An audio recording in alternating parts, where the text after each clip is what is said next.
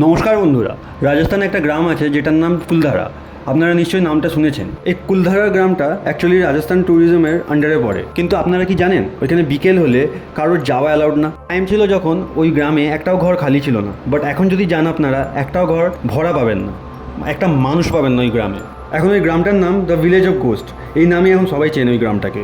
আপনারা এখানে সকালে যান বা বিকেলে আপনাদের গা ছমছম করবেই, আপনাদের ভয় লাগবেই লাগবে। আপনাদেরকে তো আগে বললামই যে এই গ্রামে আগে অনেক লোকেরা থাকতো, বাট এখন একটাও লোক থাকে না। এটা গল্পটা কি জানেন আপনারা? কি এক রাতের ভেতরে পুরো সব লোকেরা ওই গ্রাম থেকে ছেড়ে চলে গেছিলো। কোথায় গেছিলো, কি করে গেছিলো, কিভাবে গেছিলো, কেন গেছিলো, কিচ্ছু জানে না কেউ।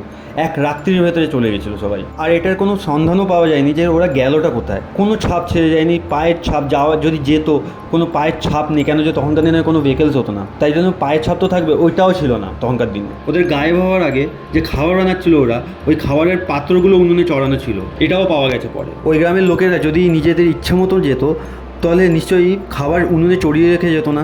এতেই তো বোঝা যায় যে কোনো আনন্যাচারাল পাওয়ার ওদেরকে এইসব করতে বাধ্য করেছে বা আনন্যাচারাল পাওয়ার আন্ডারে এইসব হয়েছে। এই ভিডিওর ব্যাপারে আপনারা ডিটেলসে কিছু জানতে চান তাহলে please do let me know in my comments. Thank you.